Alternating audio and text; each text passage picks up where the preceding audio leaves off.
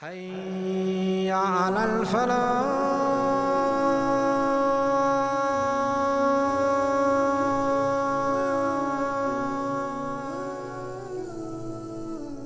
The history of Nigeria is not well known to many Muslims outside of the country or the continent.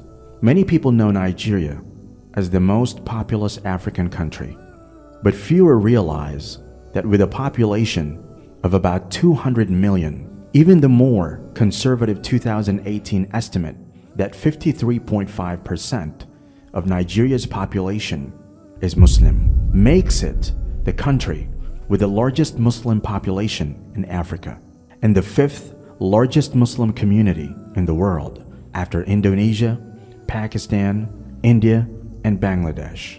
Islam has existed within the northeast regions of the country, now known as Nigeria, since the 11th century, 1085 to 1097, as a result of trade between the Kanem Empire of Borno and Northern African regions.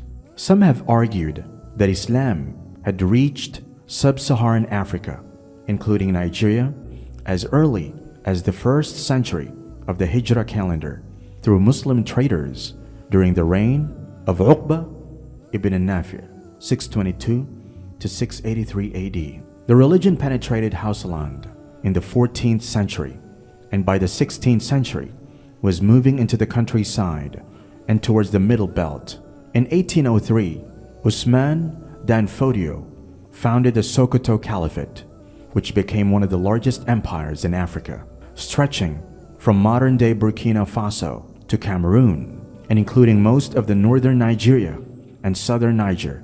At its height, the Sokoto state included over 30 different emirates under its political structure and ruled through much of the 19th century until its dissolution by British and German forces on 29 July 1903. Islam first came to Nigeria across this sand sea in the earliest decades of the Caliphate, when the companion Uqba bin Nafi' al-Fihri, one of the revered conquerors of the Maghrib, brought under Muslim control key Sahara oases, all situated on lucrative trade routes to the Sahel coast. Over succeeding centuries, Arab and Berber Muslims traded and settled along these desert trails, terminating at the kingdom of Kanem, present-day northeast Nigeria and Chad, slowly converting the local population before the Muslim Kanem Borno Sultanate was established in 1075. Since then, Borno has been a center of Islamic scholarship and culture in the wider Sahel region. For example, it was in Kanem Borno that the unique Bornawi style of Arabic calligraphy used across West Africa was developed. The country also became a base from which Islam spread into Hausaland, as it is recorded in local legends. Hausa's national origin story prefigures their later connections with the Muslim world. Legend has it that in ancient times, an exiled prince known by the name of his magnificent home city, Baghdad, Bayajidda, and Hausa, traveled across the desert to seek his fortune.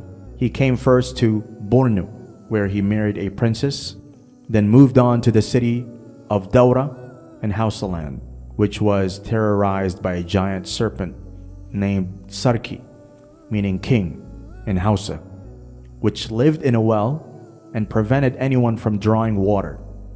Bayajidda decapitated the serpent, and as a reward was married to the queen of Daura. Bayajidda's 7 sons with the princess and the queen became the rulers of what are known as the 7 Hausa cities, the core of Hausaland. The Hausa were famous in the medieval world for their textiles and dyes, exported across Eurasia, and to this day indulge men and women both in complex and colorful clothes. On festival days, such as Eid or Mawlid al-Nabi, parades of armed horses garbed in luxuriant flowing robes, turbans, and translucent veils, flow through the cities of Hausaland to pay homage to their Sarki. Hausaland has for most of its history been a patchwork of rival city-states. Kano, Katsina, Daura, Zazao, these small pagan kingdoms competed for influence and trade routes, fielding large armies drawn from the region's dense population. The trade networks of the Hausa kingdoms came to connect them with Muslims in Kanem, Borno, the Maghreb region, and the famous empires of Mali to the west. From Mali came the Wangara scholar traders, Soninke Muslims spreading their religion as well as their business.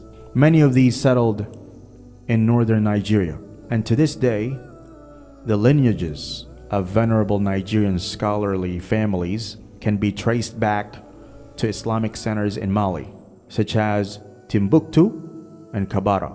The Islam of Hausaland also came directly from North Africa in the 15th century through Sheikh Muhammad al-Maghili, a Berber from Tlemcen. In his travels through the Songhai Empire of Mali and the Hausa states of Nigeria, he propagated the Maliki school of Islamic law and the Qadri Sufi order. Upon his advice, King Muhammad Rumfa of Kano undertook widespread efforts to convert his subjects to Islam and build a genuinely Islamic kingdom in Hausaland. Thus, Islam was established in northern Nigeria. Hausaland and Borno became new, natural extensions of the medieval Islamic world, engaged in a common intellectual discourse, linked by trade and bound by ties of marriage and kinship. In southwestern Nigeria, Yorubas came in contact with Islam in the 14th century during the reign of Mansa Kankan Musa of the Mali Empire, through the travel of traders from the region. This explains the traditional Yoruba name for the religion, Esin Imali, the religion of the people of Mali. The first mosque in Yoruba land was built in Oyole in 1550 AD to cater to these foreigners, but large-scale conversion of Islam of indigenous people only began in the 18th to 19th centuries from a mass migration of people into the Oyo kingdom. Many of these immigrants were Muslims who introduced Islam to their hosts. After Oyo was destroyed, Muslims from there, Yoruba and immigrants alike, relocated to newly formed towns and villages and became protagonists for Islam. The advent of Islam into the southeast region was relatively late. Oral records put the first Muslim in Suka as a horse trader from the Middle Belt who naturalized into the community. Other foreigners who shared his faith joined him in his new home, gradually building up a modest community of Muslims. Notably, this was before the incursion of the colonialists into Igbo land, but there is no record of the conversion of the indigenous Igbo person to Islam until 1937. This region continues to have only a minority Muslim population to date. The spread of Islam heralded the advent of a literary education in the region, which had previously maintained a rich legacy of oral transmission of knowledge. Prior to that, the history of a people, especially in terms of their mythology and significant events, as well as their poetry, proverbs, and collective values, were passed down from generation to generation via oral narration. The historians, poets, especially the elderly among them, and among the Yorubas especially, who had an entire system of talking drums. The drummers and musicians were seen as the custodians of knowledge. With the emphasis of Islam on knowledge and its adherents well-developed systems of education, both religious and secular, Muslims on this region were soon introduced to reading, writing, and the studying of the Quran and various branches of Islamic sciences. In addition to religious edicts to seek knowledge, and acquiring Islamic education became another source of prestige. Initially, the prerogative of the elites, but became increasingly common as the need for teachers grew, especially after the Sokoto War of Arms. In addition, Muslim West Africa was tied to the Islamic networks stretching across North Africa and the Mediterranean to the Middle East. This and an important trans-Saharan network enabled and necessitated Arabic literacy as the lingua franca of trade in the region. It was therefore considered prestigious to study Arabic and the Islamic sciences. This continued to provide the groundwork for religious scholarship, facilitating the exchange of ideas between West African Muslims as far as Mali and to Sudan and beyond, forming the basis for classical Islamic education. Traditional methods and curriculum of studying Islam in Nigeria before colonization, the most common education path of Muslim children in Nigeria was Quranic education taught by teachers called Malams.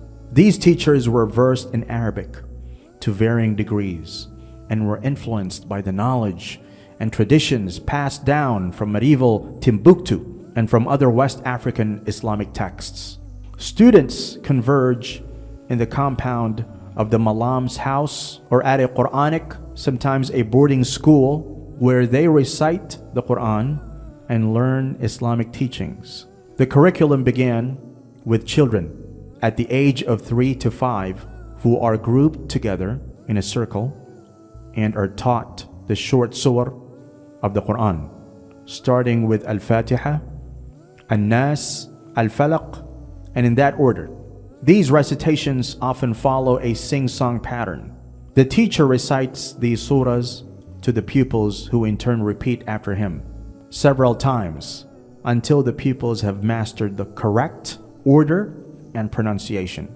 Students then retire from their teacher's presence, continuing to recite on their own until they have thoroughly memorized the selection.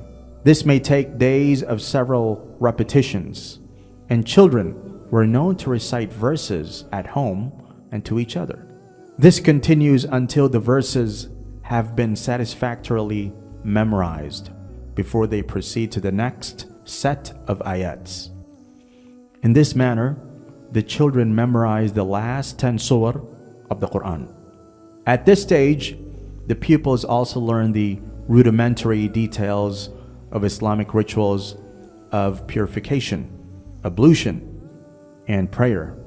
The next stage, usually consisting of pupils with ages ranging from 5 to 14 years, is when the pupils are introduced to Arabic alphabets, the consonants and vowels, and how to string them together to read what has been written. Once that is mastered, the teacher will start writing on their wooden board, the slate, alo, short verse, and surah, for them to learn and commit to memory. As the pupils progress in this stage, they are gradually introduced to the art of writing, to develop writing skills under the guidance of the teacher or other senior students.